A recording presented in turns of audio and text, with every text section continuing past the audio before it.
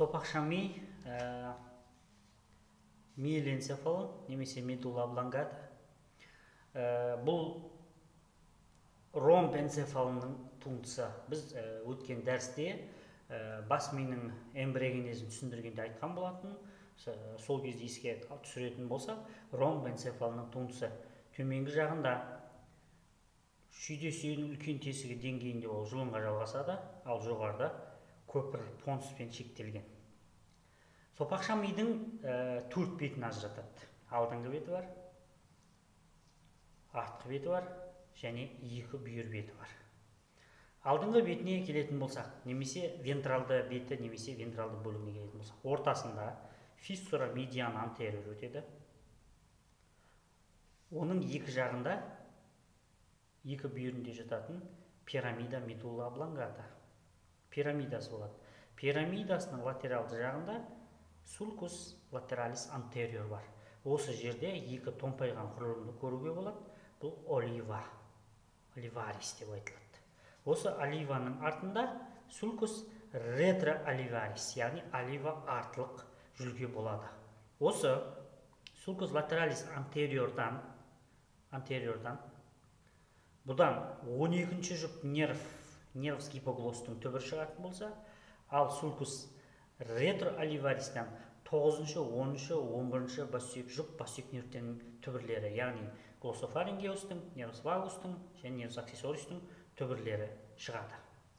Ал артқы бетіне келетін болсақ, оның ортасына сулкус медиана постериор өтеді. Ал оның екі жағында параллель жататын медиалды және латералды фасикулус гратилис және фасикулус куниатус жатады. Олардың сыртында сулкус латералис постериор жатады мінекей. Сондықтан оның бүйір беті сулкус латералис антериор мен постериордың арасында бүйір жіпше фасикулус латералис. Яғни осындай құрылымдарды сыртқы құрылысында анықтауға болады.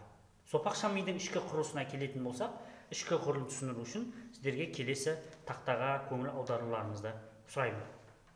Алдарыңызда бұл ортаңғы сызық бойынша берілген. Ортаңғы сызықта көлденең кесіндісінде сопақша миды қарайтын болсақ, вентралды беті, метарзалды беті, екі бүйір бетін анықтауға болады. Ішкі бетінің құрылысын түсіну үшін біз сопақша мидың көлденең кесіндісінде зерттейміз. Бірақ көлденең кесіндісін қалай зерттейміз, ол оның кесіндінің жүргізілу деңгейіне байланысты. Енді қайталап сыртқы құрылысында артқы бетіне көңіл аударайық. Сопақша ми төменгі жағында жіңішке, ал жоғарғы жағында кеңейген. Ал артқы жағын қарайтын болсақ, артқы жіпшелері жоғарғы қарай ажырайды. Ажырау нәтижесінде фасикулус гратилис пен фасикулус куниатустан туберкулум гратилум, туберкулум куниатумды көруге болады.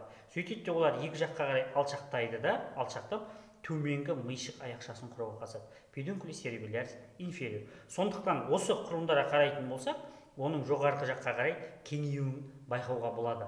Сондықтан кейбір оның аты бас миының бульварлық орталығы деген осы пішініне байланысты шыққан, немесе бульбус, яғни булдық деген екі жоғарғы қарай олардың жуандауының нәтижесінде. Енді оның ішкі құрылысы осы қай деңгейде кесеміз, сол деңгейге байланысты оның ішкі құрылысы да өзгешелік немесе айырмашылық болуы мүмкін. Егер оның дисталды, яғни жұлынға жақын жерден кесіп, ішкі құрылысын қарайтын болса, оның ішкі құрылысы жұлынға ұқсас келеді. Ал жоғары қарай кесетін болса, оның ішкі құрылысы артқы жіпшелердің ажырауы, бүйір жіпшелердің екі бүйірге қарай ажырап, төменгі миышық аяқшасын құрауына байланысты олардың да ішкі құрылысы өзгереді. Сондықтан мен қазір түсіндіретін оның ішкі құрылысы, яғни туберкулум гратилум, туберкулум куниатум деңгейіндегі кесіндідегі көрінісін түсіндіретін, талдайтын боламыз. Енді артқы бетінде жаңа ғана айтып өткен бұл сулкус медиана постериор, оның екі жағындағы фасикулус гратилис, фасикулус куниатус, сулкус латералис постериор. Алдыңғы жағында фиссура медиана антериор, екі бүйіріндегі бұл пирамида, мынау оливасы, міне мынау бүйір жіпшесі. Көлденең кесіндіде жалпы көрінетін құрылымдар. Енді ішкі құрылысы сопақша мидың сұр зат пен ақ заттан тұрады. Бірінші, ол субстанция субстанция грязия. Екіншісі бұл субстанция альва, яғни ақ заттан тұрады. Бұл туралы да біз айтқан болатынбыз. Енді сұр затқа келетін болсақ, сұр заттың өзі тұрады меншікті ядролардан және бас сүйек нервтердің ядроларынан тұрады. Меншікті ядролардан және бас сүйек нервтерінің ядролары. Енді меншікті ядроларына келетін болсақ, бұл олива, ол сыртқа қарай томпаюы нәтижесінде оның ішінде олива ядросы нуклеус оливаристен тұрады. Нуклеус оливарис. Оның пішіні ішке қарай, медиалды қарай ашық келген, бұның ортасын хилус оливарис деп айтады. Яғни медиалды жаққа қарай ол ашық тұрған осындай жиынтықтан тұрады. Келесі меншікті ядросы, ол яғни туберкулин грацилиум мен туберкулин куниатумға сәйкес келетін, олардың ішінде шоғырланған нуклеус грацилис, нуклеус куниатус. Осы сопақша мидың вентралды бөлігі мен дорзалды бөлігінің арасында тұратын торлы құрылым формация ретикулярис бар. Бұл формация ретикулярис ол сопақша мида, көпірде, ортаңғы мидада болатын осы негізгі құрылым болып табылады. Бұл формация ретикуляристің өзінде осы торлы құрылымның ядросы, яғни оның ішінде нуклеус формация ретикулярис шоғырланған. Міне, меншікті сопақша мидың ішіндегі меншікті ядроларына осы аталған құрылымдар жатады. Сонымен сұр затының меншікті ядроларын атап шықтық. Енді сопақша мидың ішкі құрылысында, сұр затында бас сүйек нервтерінің ядролары да проекцияланады. Сопақша мидың ішінде 8-ші жұптан 12-ші жұпқа дейінгі бас сүйек нервтерінің ядролары проекцияланады. Бірақ біздің қазір салып отқан суретіміз бұл туберкулин грацилиум мен куниатум деңгейінде кесілгендіктен 8-ші жұп бас сүйек нервінің ядросы бұл жерде проекцияланбайды. Егер қарайтын болсақ, бізде келесі сабақта ромб шұңқыры, тағы да келесі видеоларда талдайтын боламыз. Бұл сопақша ми мен көпірдің артқы бетін қарайтын болсақ, мінекей сопақша ми, міне көпірдің артқы беті. Сопақша ми мен көпірдің шекарасы ол стрия медулярис болып табылады, ми жолағы. Осы жерде қарайтын болсақ, міне туберкулин грацилиум, туберкулин куниатум, біз осы деңгейде кесіп талдап жатырмыз. 8-ші жұптың алдағы видеода талдайтын боламыз. Креберс улнуеве нервус вестибуля кохлеарис, оның 6 сезімтал ядросы бар. Оның біріншісі ұлу бөлігі парс кохлеарис, парс вестибулярис. Парс кохлеарис көпірде, парс вестибулярис сопақша мидың ромб шұңқырының латералды бұрышына проекцияланады. Сондықтан бұл жерде кесінде де ол жоғарыда қалып қояды. Сондықтан бұл жерде 8-ші жұптың ядросы проекцияланбайды. Енді бас сүйек нервтерінің ядроларына келетін болсақ, формация ретикуляристің артында 13 жұп кезбе нервтің вегетативті ядросы, 13 жұп кезбе вегетативті ядросы, және медиалды жағында 11 жұп нервус аксессористің қозғалтқыш ядросы, және 12 жұп нервтің ядросы проекцияланады осы жерде. 12 жұптың. Бұл артқы жағында проекцияланған бас сүйек нервтерінің ядролары орналасуына міне осы жерге сәйкес келеді. Сонымен сопақша мидың ішкі құрылысындағы субстанция грязия сұр затының құрылысына тоқталдық. Енді ақ затына келетін болсақ, субстанция альва, біз оны дәрісте анықтамаларын берген болатынбыз. Бұл ақ заты немесе бұларды өткізгіш жолдар деп қарастыруға болады.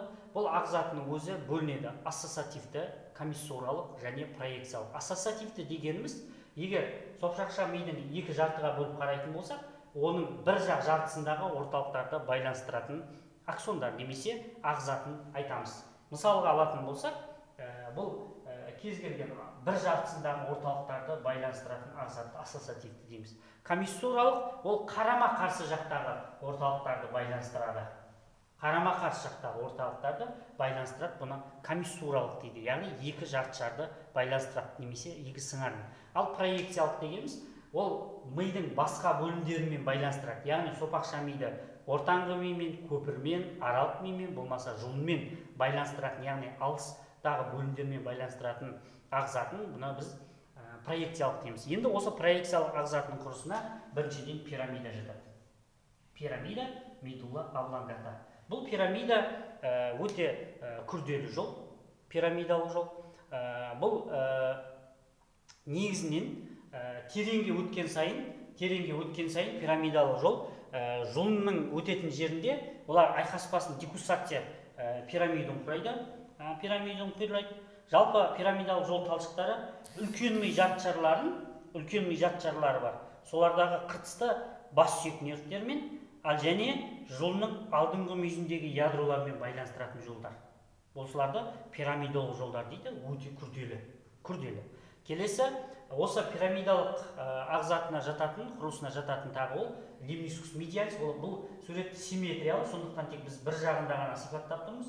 Мына оң жағында жартысында сипатталғандар, оның келесі жағында да сипатталады. Осы жерде, осы екеуінің аралығында пирамидалық жолға жататын, мына жағына сипаттап салайын, лимнискус медиалис, медиалды ілмек деген құрылым бар.